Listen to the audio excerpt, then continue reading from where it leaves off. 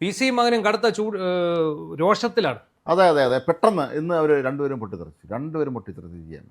ഇന്ന് കത്തോലിക്ക സഭയ്ക്ക് കത്തോലിക്ക സഭയുടെ മുഖപത്രമായ ദീപയ്ക്കെതിരെയാണ് ഇവരുടെ രൂക്ഷമായ വിമർശനം വന്നിരിക്കുന്നത്. ശക്തമായ ഭാഷയാണ്. സാധാരണഗതിയിൽ പി സി നമുക്കറിയാം, ദേഷ്യപ്പെടുന്ന പുള്ളി ഭയങ്കര കടുത്ത ഭാഷയിൽ സംസാരിക്കുന്നത്. പക്ഷേ ഷോൺ പൊതുവെ കുറച്ച് സൗമ്യനായ ഒരാളാണ്. പക്ഷേ ഷോൺ നിന്ന് പൊട്ടിത്തെറിച്ചിരിക്കുകയാണ്. എന്തായിരിക്കും ഇതിൻ്റെ വിഷയം? അത് പി സി പറഞ്ഞിരിക്കുന്നത് മെത്രാന്മാർ പോക്കൃത്തരം കാണിക്കരുതെന്നാണ്. അതായത് പുള്ളി ഒരു പരിധി വിട്ടാണ്. പിന്നെ പി സിയുടെ വായിൽ നിന്ന് ഇത്തരം ഭാഷയൊക്കെ വരും, ചെറ്റത്തരവും തെറിയൊക്കെ വരും.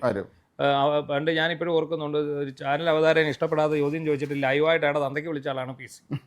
അപ്പം എന്താണ് സംഭവം എന്ന് ചോദിച്ചാൽ, ഇന്നലത്തെ പോളിങ്ങിൽ, ഇന്നലത്തെ ഇലക്ഷനിൽ കന്യാസ്ത്രീ മഠങ്ങളിലേക്ക് കാഞ്ഞിരപ്പള്ളി രൂപതാ ബിഷപ്പ് വിളിച്ച് UDF വോട്ട് ചെയ്യണമെന്ന് പറഞ്ഞു എന്നാണ് പി സി ആരോപിക്കുന്നത്. പി സിയും മകനും മത്സരിക്കുന്നത് ക്രൈസ്തവ വോട്ട് നേടി, കന്യാസ്ത്രീകളുടെ അടക്കം മഠങ്ങളിലെ വോട്ട് നേടി വിജയിക്കുന്നതിന് വേണ്ടി.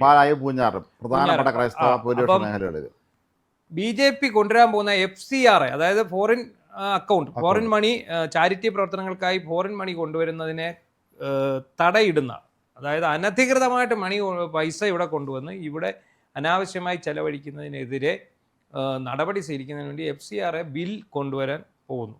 ആ ബില്ല് കൊണ്ടുവരുന്നതിനെതിരെയുള്ള ഇവരുടെ കത്തോലിക്ക സഭയുടെയും ക്രൈസ്തവ സഭകളുടെയും പ്രതിഷേധ സൂചകമായിട്ടാണ് ഇപ്പൊ ഈ എന്താ പറയുന്നത്, ഈ വോട്ട് ചെയ്യാൻ പറഞ്ഞു. BJP വിരുദ്ധ വോട്ട് ചെയ്യാൻ പറഞ്ഞു. കാരണം അതെനിക്ക് മനസ്സിലാവുന്നില്ല ഈ തെരഞ്ഞെടുപ്പ് സമയത്ത് തന്നെ ഇത് സംഭവിച്ചത്. കാരണം BJP പരമാവധി ക്രൈസ്തവ സഭാ മേലധ്യക്ഷന്മാരുമായി സഭയായിട്ട് തന്നെ വളരെ നല്ല ഒരു ബന്ധത്തിൽ പോകാനുള്ള ശ്രമങ്ങളാണ് നമ്മൾ കഴിഞ്ഞ കുറേ നാളുകളായി കണ്ടുകൊണ്ടിരുന്നത്. ഡൽഹിയിൽ തന്നെ പ്രധാനമന്ത്രി അവരുടെ ക്രിസ്മസ് ആഘോഷത്തിൽ പങ്കെടുക്കാൻ പോകുന്നുണ്ടായിരുന്നു. അതുപോലെ ഇവിടെയൊക്കെ തന്നെ ബിഷപ്പുമാരെ വിളിച്ച് വിരുന്നൊരുക്കുന്നു. അങ്ങനെ ഒരു നല്ല ബന്ധമായിരുന്നു നടത്തുന്നത്. വളരെ പെട്ടെന്ന് ഇങ്ങനെ ഒരു തീരുമാനം വരികയും അതിന് സഭകൾ ഇത്തരത്തിലുള്ള ഒരു തിരിച്ചടി നൽകാൻ തയ്യാറാവുകയും ചെയ്ത ഒരു സാഹചര്യം തിരഞ്ഞെടുപ്പ് സമയത്ത് എങ്ങനെ ഉണ്ടായി എന്നുള്ള ഇപ്പോഴും മനസ്സിലാവുന്നില്ല.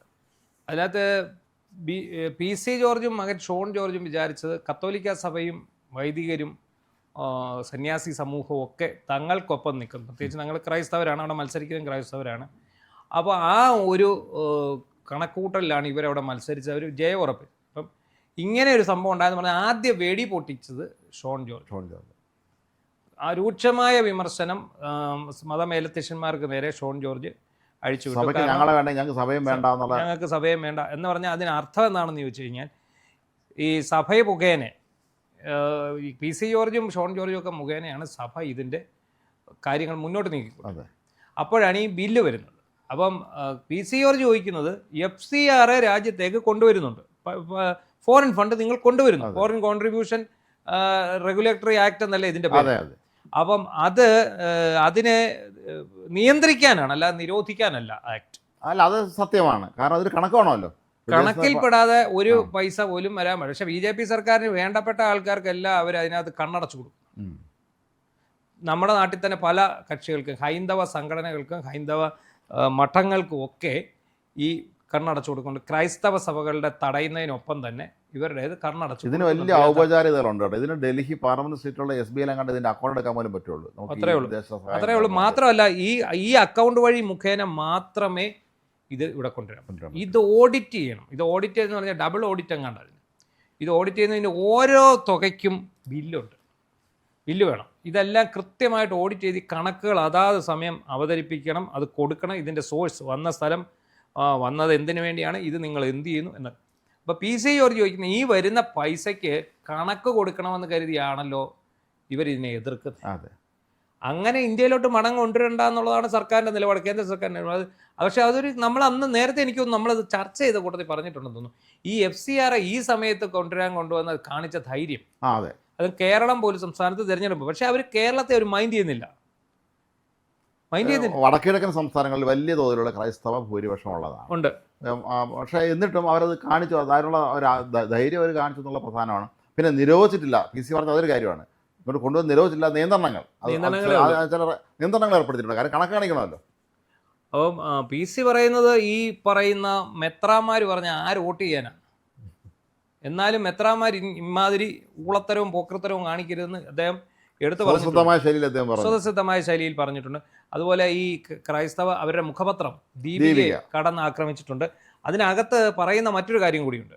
അതായത് ഈ എന്താ പറയുന്നത്, നമ്മുടെ ഈ വർഗീയത പറഞ്ഞ് വോട്ട് പിടിക്കുന്നതിനെതിരെയാണ് എഡിറ്റോറിയൽ വന്നിരിക്കുന്നത്. അപ്പോൾ അങ്ങനെ ഈ ഒരു വർഗീയത പറഞ്ഞുള്ള ഒരു സ്പന്ദനം, എന്താ സ്പന്ദമാപിനികൾ എന്നൊക്കെ പറഞ്ഞിട്ടൊരു വാക്കാണ് അതിനകത്ത് പ്രയോഗിച്ചിരിക്കുന്നത്. അപ്പം അത് അങ്ങനെ ഇല്ലാത്ത കക്ഷികൾക്ക് വോട്ട് ചെയ്യണമെന്നാണ് ഇവർ പറഞ്ഞു വെച്ചിരിക്കുന്നത്, ദീപിക പറഞ്ഞു വെച്ചിരിക്കുന്നത്. അപ്പം ശരിക്കും അവരിപ്പോൾ ഈ നിയമസഭാ തെരഞ്ഞെടുപ്പ് വന്നപ്പോൾ സ്വാഭാവികമാണ്, നമുക്കറിയാം ക്രൈസ്തവ സഭകളുടെ വോട്ടുകൾ, ക്രൈസ്തവ വിശ്വാസികളുടെ വോട്ടുകൾ വളരെ ചെറിയ ശതമാനമേ ഇടതുപക്ഷത്തേക്കോ ഇനിയിപ്പോൾ ഈ BJP ചേർന്നെന്ന് പറയുന്ന BJP സ്ഥാനാർത്ഥിയായിട്ട് മത്സരിക്കുന്ന ക്രൈസ്തവർ പോലും ഈ സമീപഭാവിയിൽ BJP ചേർന്നവരാണെങ്കിൽ അവർ വോട്ട് ചെയ്യാൻ ഒരു സാധ്യതയും നമ്മൾ കാണുന്നില്ല. ഇപ്പം ജോർജ് കുര്യനെ പോലെയുള്ള ചെറുപ്പം തൊട്ടേ സംഘത്തിലൂടെ വളർന്നു വന്ന ആൾക്കാർ മാത്രമാവും ക്രൈസ്തവ സമുദായത്തിൽ നിന്നുകൊണ്ടും ഈ BJP കൂട്ടി. അത് അദ്ദേഹം നിലപാട് ഒരുപക്ഷെ ഇന്ന് മറുപടി പറയുമെന്ന് നമ്മൾ പ്രതീക്ഷിക്കുന്നുണ്ട്. PC ജോർജ് മകനും പറഞ്ഞ കാര്യത്തിന് അദ്ദേഹം കേരളത്തിലുണ്ടായിരിക്കും, സ്ഥാനാർത്ഥി കൂടിയായിരുന്നല്ലോ. അല്ല, അത് BJPക്കും അറിയാം. കേരളത്തിൽ ക്രൈസ്തവ വോട്ടുകൾ പൂർണ്ണമായും കിട്ടുന്ന ഒരവസരം എന്തായാലും ഇല്ല. പിന്നെ അവർ ഈ ക്രൈസ്തവരെ സൂചിപ്പിച്ചുകൊണ്ട് അവർക്ക് പ്രത്യേകിച്ചൊന്നും കിട്ടാനുമില്ല. അവർക്ക് ആകെ വേണ്ടിയിരുന്നത് ഏതെങ്കിലും ഒരു MBA മതിയായിരുന്നു. ആ ഒരു MBA അവർക്ക് കിട്ടി, അതും ക്രൈസ്തവരെ വോട്ട് ചെയ്യുകയും ചെയ്തു. എവിടെ? തൃശ്ശൂർ ചെയ്ത് വരികയും ചെയ്തു. അപ്പോൾ നിലവിലുള്ള പ്രശ്നം എന്താണെന്ന് ചോദിച്ചു കഴിഞ്ഞാൽ ഈ അവർ പ്രധാനമായിട്ട് ലക്ഷ്യമിട്ടത് മതപരിവർത്തനത്തിൻ്റെ പേരിൽ വടക്ക് കിഴക്കൻ സംസ്ഥാനങ്ങളിലും നോർത്ത് ഇന്ത്യയിലും കണക്കിൽ കവിയാത്ത ചാരിറ്റി പ്രവർത്തനങ്ങൾക്കെന്ന പേരിൽ ഈ വിവിധ ട്രസ്റ്റുകൾ മുഖേന വിവിധ സഭകൾ, ക്രൈസ്തവ സഭകൾ മുഖേന, ഈ പെന്തക്കോസ്റ്റ് പോലുള്ള ധാരാളം സഭകൾ ഉണ്ട് അവിടെ, അവർ മുഖേന ഇങ്ങനെ ഇങ്ങോട്ട് ഇന്ത്യയിലേക്ക് വരുന്നു. ആ സംഭവത്തിന് കൃത്യമായ കണക്ക് വേണം, ഓഡിറ്റ് വേണം. ഇവരെന്തിനാ ഈ പൈസ ഉപയോഗിക്കും? ഇത് തീവ്രവാദ പ്രവർത്തനങ്ങൾക്കാണോ അതോ ഇനി മതപരിവർത്തനത്തിനാണോ? അങ്ങനെയുള്ള കാര്യങ്ങൾ, റിയൽ എസ്റ്റേറ്റ് മേഖലയിലേക്കാണോ? അത് കൃത്യമായ ഓഡിറ്റ് ചെയ്യണം. അത് കൊടുക്കുന്നതിന് എന്ത് തടസ്സമെന്നാണ് PC ജോർജ് ചോദിക്കുന്നത്. ഏതായാലും PC ജോർജ് ആകെ ക്ഷുഭിതനാണ് ഇക്കാര്യത്തിൽ. എത്രാമാരെല്ലാം ഊടുപാടി ചീത്ത വിളിക്കുന്നുണ്ട്. അപ്പോൾ ഇത് അത് എന്തുകൊണ്ടാണെന്ന് മനസ്സിലായോ? PC ജോർജിന് വിജയിക്കാൻ കഴിയില്ല എന്ന് തോന്നുന്നു. പക്ഷെ പുള്ളി ഞാൻ 20,000 വോട്ടിന് ജയിക്കുക, കഴിഞ്ഞ തവണയും പുള്ളി ഇത് പറഞ്ഞത്. അതെ, ഞാൻ 20,000 വോട്ടിന് ജയിക്കും. ഷോണിന് ഇതേ പ്രശ്നമുണ്ടല്ലോ. ഇപ്പോൾ പാല പോലെയുള്ള ക്രൈസ്തവ മെജോറിറ്റി ഉള്ള ഒരു സ്ഥലത്ത് മത്സരിക്കുമ്പോൾ സ്വാഭാവികമായും അവിടെ അത്തരത്തിലുള്ള ഒരു ആശയക്കുഴപ്പം സംഭവിച്ചിരിക്കാം. തങ്ങള് സഭകളുടെ ഇടനിലക്കാരായും ബ്രാൻഡ് അംബാസിഡർമാരായും നിന്ന് കേന്ദ്ര സർക്കാരിൽ സ്വാധീനം ചെലുത്തി ഇത് റെഡിയാക്കി തരാമെന്നാണ് ഇവർ പറയുന്നത്. അതെ, ഒരു അച്ഛനും മകനും പറയുന്നത്. അങ്ങനെയുള്ള ഒരു സാധ്യത ഉള്ള സ്ഥിതിക്ക് ഇവർ ഇങ്ങനെ UDFനെ തുണയ്ക്കണം എന്ന് പറഞ്ഞത് ഏതർത്ഥത്തിലാണെന്ന് മനസ്സിലാകുന്നില്ല എന്നുള്ളതാണ്. പക്ഷേ അങ്ങനെ പരസ്യാഹ്വാനമൊന്നുമില്ല, അല്ലാതെ വാക്കാൽ അങ്ങനെ പറഞ്ഞ് വോട്ട് ചെയ്യിച്ചതാണോ എന്നുള്ളതാണ്.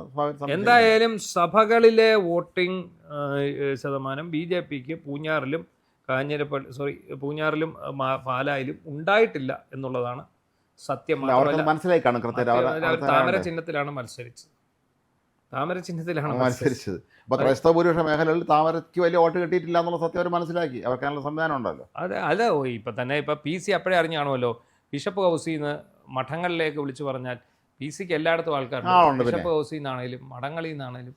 അദ്ദേഹം ആകെ പ്രതീക്ഷിച്ചിരുന്നത് ഈ ക്രൈസ്തവ വോട്ടുകൾ ഏകീകരിച്ച് അദ്ദേഹം ജയിക്കുമെന്നും തങ്ങൾ രണ്ടുപേര് ഇവിടെ നിയമസഭയിലായിട്ട് ജയിച്ചു വന്നാൽ ആ ഒരു അതിൻ്റെ ഒരു പ്രാധാന്യം ഉൾക്കൊണ്ടുകൊണ്ട് കേന്ദ്ര സർക്കാരിനെ അറിയിച്ച് നമുക്ക് കാര്യങ്ങൾക്ക് ഒരു ധാരണ എത്തിക്കാം എന്നുമായിരുന്നു അദ്ദേഹത്തിൻ്റെ ഒരു നിലപാട്. അതാണ് അദ്ദേഹത്തിൻ്റെ വാക്കിൽ നിന്ന് മനസ്സിലാകുന്നത്. എന്തായാലും PC ബിഷപ്പുമാരെ എല്ലാം ഭയങ്കരമായിട്ട് ഹരാസ് ചെയ്ത് സംസാരിച്ചിരിക്കുകയാണ്. മകനും ഏകദേശം പുള്ളി, പിന്നെ മകൻ ഇച്ചിരി കൂടെ സൗമ്യമായി പറഞ്ഞേ ഉള്ളൂ.